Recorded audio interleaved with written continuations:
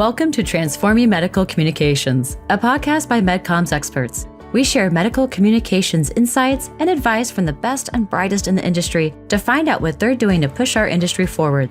Here's your host, Wesley Portegies. At the recent MAPS conference in New Orleans, digital engagement was front and center in many discussions. In this segment, we're joined by Alessandra Richardson, who presented on enhancing customer engagement and scientific communication, co-creating with stakeholders, and leveraging digital capabilities. Thanks for joining us, Alessandra. Happy to be here, Wesley. So I think you gave a really compelling presentation, and I would love to share some of those insights with our audience here from Transforming Medical Communications. So maybe to start off, there's of course quite a rapid evolution of digital channels. And I was wondering, what do you feel are the most significant shifts that you've observed in how medical affairs teams engage with HCPs and also with patients, perhaps digitally? Sure. So as you mentioned, and as many of us know, there has been a rapid uptake of digital across medical affairs, especially since 2020 with the COVID-19 pandemic. And this has just accelerated. MLR compliance has become more comfortable with this environment. Medical affairs teams are taking more channel ownership. We're looking at our own medical social media handles and medical only channels across the board. So it's really an exciting time if you're in medical communications and looking to get digital. Yeah, absolutely. I heard you say social media. Could you elaborate on that a little bit more? Yeah, so I think the top thing I heard at MAPS was that medical owned LinkedIn channels are really the main area of focus for a lot of teams. Obviously, X has kind of gone by the wayside, and that whereas Facebook and Instagram tend to be still more commercial channels in terms of direct patient engagement. So LinkedIn seems to be where the HCPs are, where they want to seek their content, and where medical is trying to meet them. Yeah, I've observed a few requests around this topic, and it's definitely interesting to see where we can take that. While we're at this topic, quick follow-up question. Any other channels that are social media related, maybe like more third-party platforms? Have you heard about anything of that as well?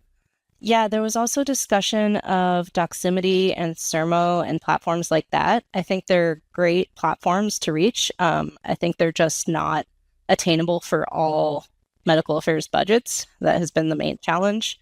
They're obviously optimal. I mean, they're closed HCP only social media platforms. They're a great place to be if you can afford it. Yeah. I think the last part is kind of the crux there, right? Yeah. Thank you. So in your presentation, we're also talking about the importance of co-creation with stakeholders.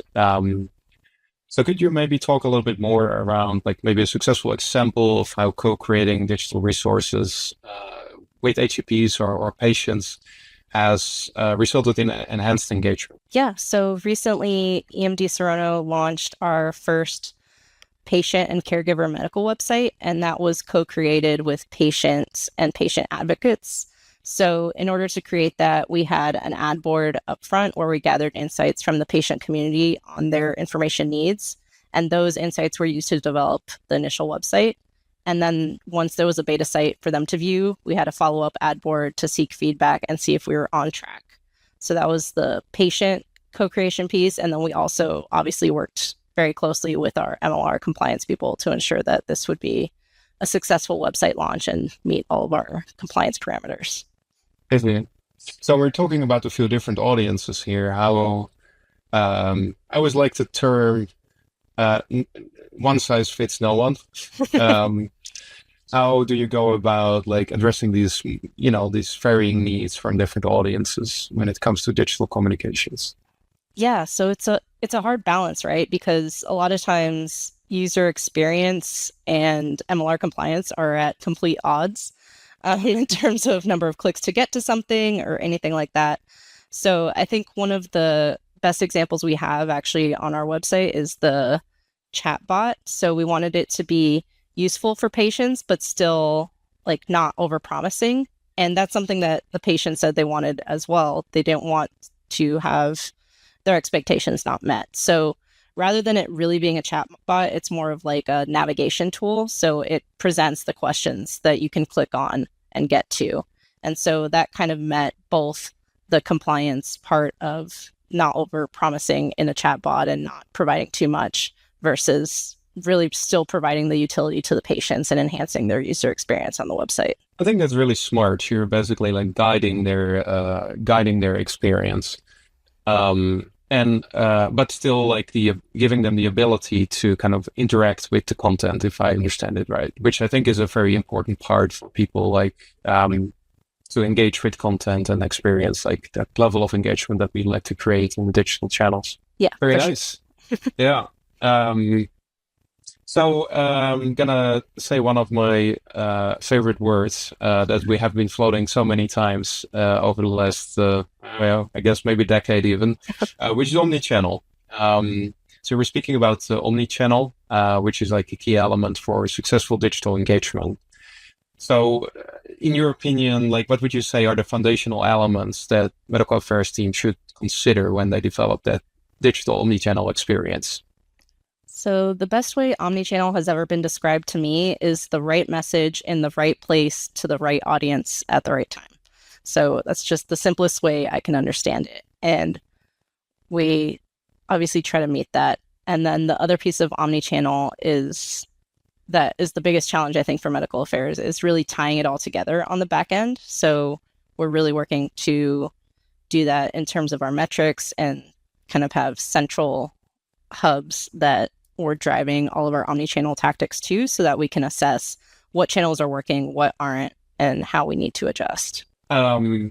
So I'm kind of smiling a little bit while you give this answer because like I get the question often like, well, which channels should we use, right? Do we want to do omnichannel? Which channels should we use? Which the answer is kind of like I think what you were describing is like all of them, but you need to understand how they tie together, right? And then the result of doing that is then often the internal alignment as well, right? Like if you look at the different medical affairs functions, how do they kind of come together to, because they typically own some of these channels, like, I don't know, like field medical and medcoms, med ed, like how do you all communicate together so you have a consistent experience from the outside in? Any thoughts on that, on how companies could organize themselves a little bit better to also have that internal alignment? Yeah, so that's something we're actively exploring as well. I know some companies have mastered this sort of omnimetric that kind of incorporates all of these components from field medical to publication citations to like clicks on LinkedIn posts. So that way we can assess, for a publication or for a post-Congress update, how did these channels interact and how well did it do according to our metric that understands what all the pieces we have internally are, as opposed to trying to benchmark against another company you have no idea what their budget is, you have no idea what other channels they have. It's just impossible. It's apples to oranges. So I think that's something that I saw at MAPS through the Integrated Medical Communication Masterclass was that movement toward a central metric. And I think as companies start to develop those, it'll be a lot easier, or at least to quantify what's working and what's not. Hey, we need your help. The best way to help us grow and reach more medical affairs professionals is to share with your community. If you love our podcast, please hit subscribe, leave us a review, and that way we can keep sharing insights from the best and brightest in the medical communications industry. Let's push our industry forward together. Yeah, I couldn't agree more. Thank you. So you also touched upon new website capabilities, right? So what are some key considerations that medical affairs should keep in mind when implementing these new digital tools, especially to make sure that they're actually valuable for the audience they're targeting? Yeah, I think you said just the right thing. So you need to keep your audience in mind always. What level of tone are you using on your website? If it's an HCP website, it needs to be a certain tone. If it's a patient website, it needs to be a certain different tone. Both should be respectful. And then the other thing I think you need to keep in mind is how you're going to use this website, how people are going to learn about it. So one thing we kept in mind from the beginning of our medical website relaunch for HCPs was how we were going to use it in digital tactics and what our MLR teams were comfortable with. So we couldn't just design a website that we could not later then used for digital tactics, like to not be able to link to this page because this page, it shows off-label stuff on this other area or pipeline stuff in this other area rather. So we really built the website with its later utility in mind. And I think that's really important to consider when you're starting a website. How will this ultimately be used? How do we do submissions currently? And how can we ensure that this will allow us to reach our audiences? Because if we can't reach our audiences, then it's just a complete waste of time and effort. Exactly. So you're saying like you can define your target audience, but then before building anything, you should maybe try to figure out like how do you know what their needs exactly are? Beyond perhaps channels, right? I see a lot of research or research attempts in this area where it says like, well, for instance, they like LinkedIn or something like that, right? And it's very like functionality or platform or channel oriented rather than the more in-depth. Like what is the fundamental need that these people have that we're trying to solve for, which can, drastically, of course, inform how you develop your approach or your website, for instance. Yeah. And it can evolve too. Like that's the other thing is keeping up with all this stuff. Like LinkedIn, for example, most social media has gone into short form videos, TikToks, Reels, all of that. But LinkedIn is also shifting more towards those carousel type posts that are great for education. It's so important to be where your audience is and understand the content they want, but it's also important to stay up to date on it because that can evolve. Because, if we went through this whole renaissance in the last 5 years of like all the short form videos are getting super popular, the TikToks, the Reels, the shorts. But now on LinkedIn, at least, it seems to be evolving to more of these carousel posts that are better for education. And so we can consider doing A/B testing. Maybe that's the right type of post for certain types of content. Maybe videos are still engaging for other types of content. Just really not being afraid to experiment and not being afraid to change as the platforms change as well. Yeah, I like that, especially the experimenting part of it, because that's kind of, I think in medical affairs and medcoms, we spend a lot of time talking and thinking about what would work best without actually implementing anything. Right? So I think like doing smaller experiments and kind of looking at the metrics that yield, I think is an extremely powerful way to develop new ways that work better. And I also like how you mentioned the Instagram and YouTube Shorts and these kind of things.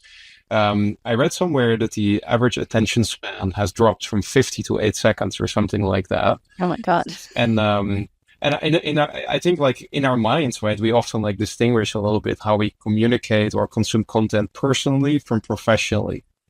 But of course, it is not that distinct, right? Like if you're a physician and you're, I don't know, in your spare time, you're in Instagram and you're used to like posts that you maybe spend like 1-2 seconds per post on, it's not going to be much different in your professional life. Those things flow over to each other. And I think we should really leverage that kind of knowledge in our communications to kind of attune to that. That's how the modern world is. And that's how we should, where we should play into when we communicate or develop communication materials and resources.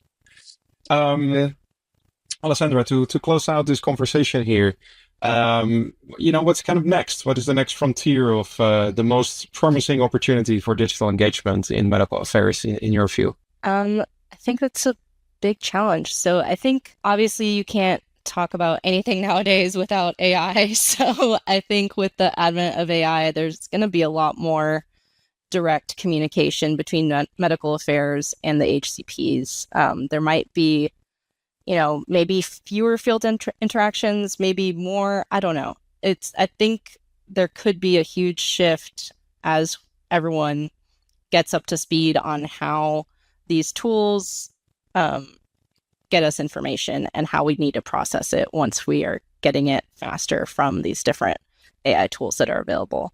So the role of medical affairs may shift in some way, maybe more to data generation focus as opposed to dissemination, because the dissemination would just be more automatic. I don't know. I'm sure a lot of my medical affairs colleagues are terrified of that answer.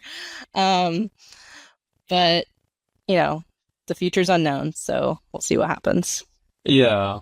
Well, I see your point, and I actually agree with you. And I mean, like, I am the founder of a medical communications agency, right? So, of course, like, that's a topic that is very actual to me, how AI plays into the role. And my view is that, like, I think a lot of I think it will help us becoming more effective communicating, right? So I think where a lot of resources, time, and budget was spent in the past is actually creating the materials. I think that is still extremely important.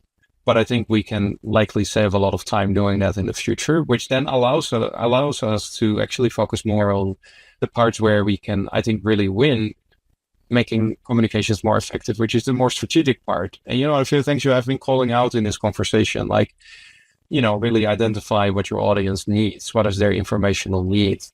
How can we stay up to date on new communication methods and opportunities that present themselves by technological advancement? Like, I think we're kind of lacking a lot of the time and the budget currently to do so, because we're very busy creating all the content.